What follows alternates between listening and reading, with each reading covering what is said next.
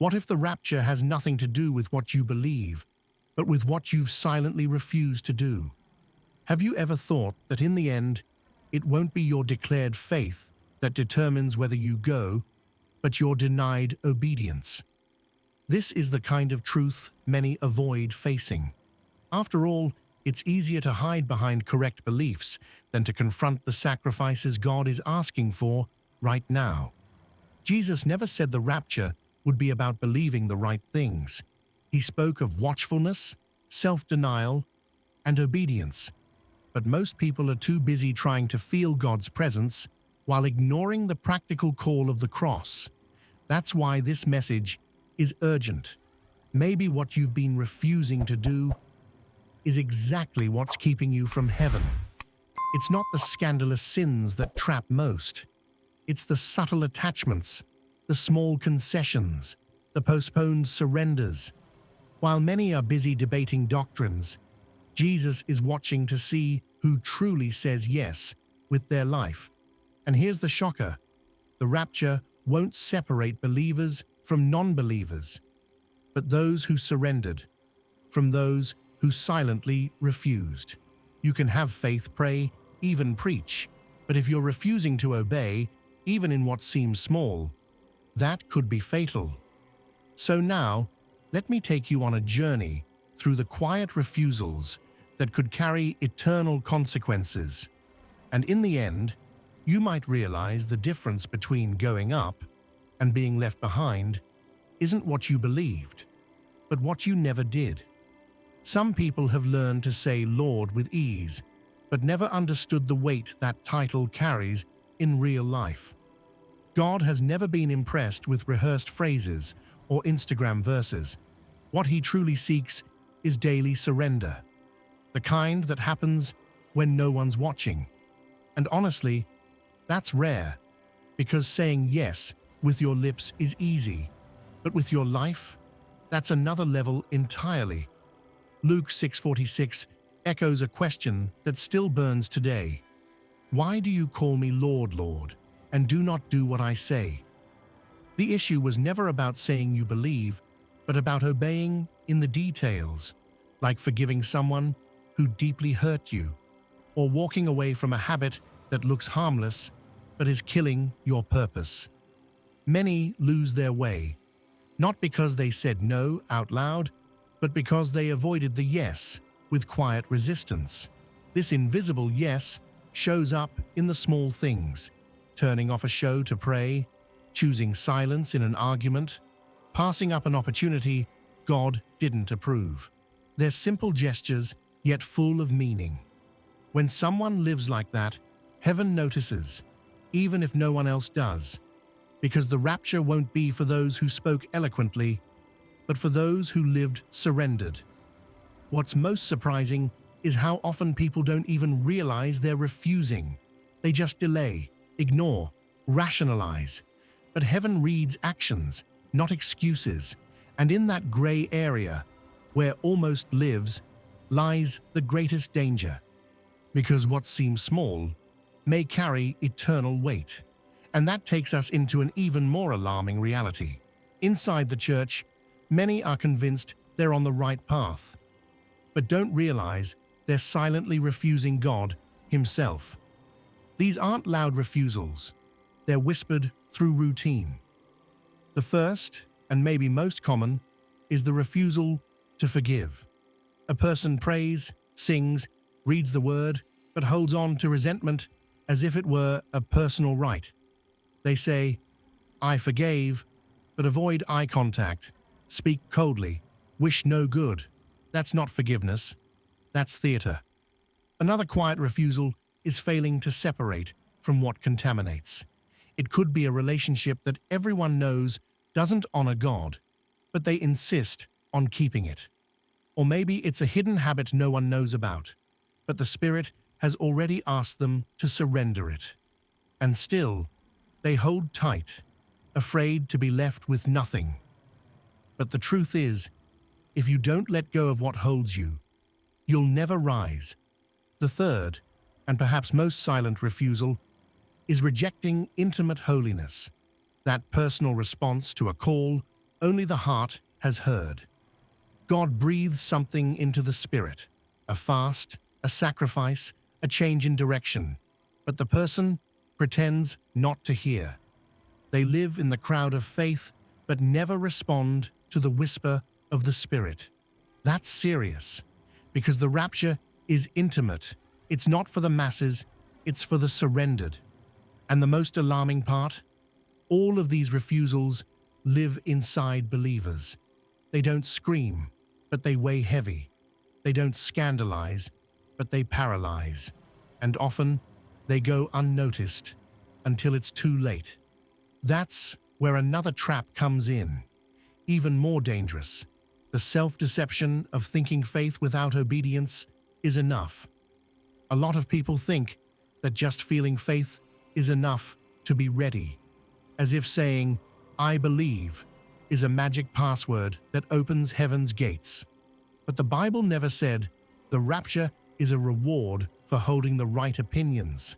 Faith without obedience is like a full tank in a parked car. It looks ready, but it's not going anywhere.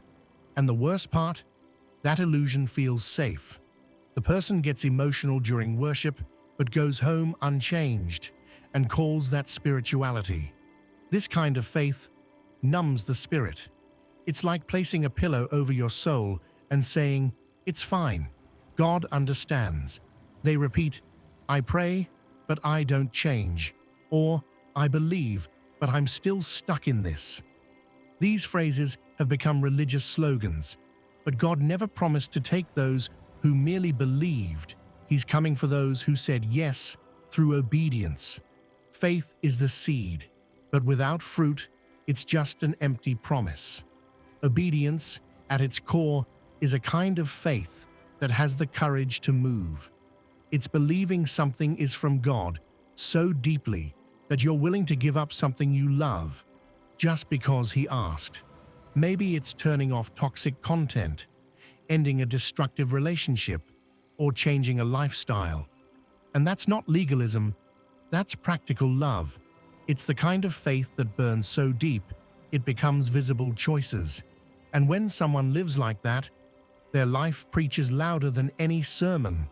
But many still prefer the light version of faith, the one that requires no sacrifice, no discomfort. It's the gospel of almost surrendered, almost changed, almost obeyed. But the rapture won't be for the almost. It's for those who cross the line of full surrender. And that line often hides behind a narrow door that few dare to enter. The narrow door isn't just a poetic metaphor, it's a spiritual reality that demands decision, surrender, and courage. Jesus never said it would be easy to pass through, only that it would be worth it. And here's the shocking part. That door isn't locked by God. It closes from the inside. In other words, the one preventing entry isn't heaven, it's us. Fear of losing control, attachment to old comforts, hesitation to let go of what no longer fits eternity. The problem is, to go through this door, something must be left behind. Maybe it's a harmless habit, an identity built outside of God, or even a lifestyle admired by others. And that choice hurts, because letting go of the familiar feels like dying. People wonder, can't I take this with me? But no, the door is narrow, and heaven doesn't accept excess baggage. Entry is personal and clean. Some might say, but God understands my heart. Yes, He does.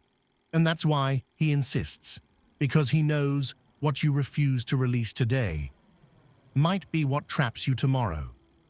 It's like a prisoner holding the key to their cell, yet choosing to stay locked in, afraid of what freedom might demand. And the most tragic part, many will realize this too late, after the door is already shut, and the final lock isn't always visible. Sometimes it's just a well-worded excuse, an unresolved emotion, or a silent attachment. On the outside, a person might look strong, but inside, they're still clinging to something that doesn't fit eternity. That's where the risk lies. Heaven is waiting for movement. but the soul is trapped in a refusal disguised as normality. And that so-called normal is one of the most dangerous disguises of all. The deadliest kind of refusal doesn't always look like rebellion. In fact, it often wears the clothes of normality. The person goes to church, sings, gives offerings, even serves in ministry. On the outside, everything looks right. But inside, there's a list of small compromises the Spirit has already pointed out, and they've chosen to ignore. It's the kind of refusal that doesn't cause scandal, but dims the light of God's presence.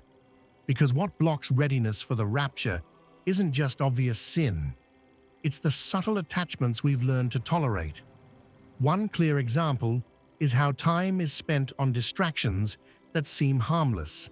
That series that steals the midnight hours, the endless scrolling that consumes moments that could be spent with God. The person says they don't have time to pray, but never misses a new episode. There's no condemnation in that, but there is a warning. If your time doesn't reflect your priorities, something is out of order. And little by little, it leads to a numb, spiritually sleepy life that can't hear heaven's gentle whisper. Another form this disguised refusal takes is the fear of total surrender. The person senses when God wants to have a deep personal conversation, during worship, in the silence of their room, but they avoid it, change the subject, distract themselves, because deep down, they know if they listen for real, they'll have to let something go. So they stay in the shallow end, where it feels safe. But that behavior isn't neutral. It's a refusal dressed up as stability. And heaven sees exactly where the soul pretended not to hear.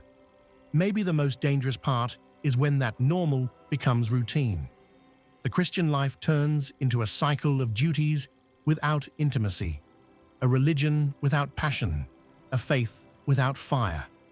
They believe, but no longer burn. They pray, but no longer weep before God. And all of that might seem acceptable. But heaven is looking for hearts that are surrendered, not just informed. And when the fire goes out, the next step is almost inevitable, settling into that almost faith, just like the rich young ruler. Most people imagine that rejecting Jesus is loud, scandalous, even offensive. But the truth is, in the Gospels, what we see most isn't rejection, it's refusal. People who loved to hear Jesus, who were moved by his words, but couldn't take the step of obedience. The story of the rich young ruler in Mark 10 is a perfect example. He knelt before Jesus. He acknowledged Christ's authority. But when the master touched the area of total surrender, he simply walked away, silently. The text says, he went away sad. In other words, he didn't reject Jesus. He just refused to follow. And how many people today are doing the exact same thing? They love the message, identify with the faith. But when the time comes to break ties with what holds them, wealth, pride, image, secret desires, they step back, quietly, respectfully. They don't say no with words, but with their life. This kind of refusal is so subtle, it even deceives the one practicing it. And worse, it feels spiritual. The greatest spiritual barrier in our generation isn't atheism. It's almost Christianity. People who almost obey, almost change, almost surrender, but never cross the line. They live in a space of hesitation, with one foot in heaven and the other in the world. That's not balance. That's division. Jesus never called anyone to follow him halfway.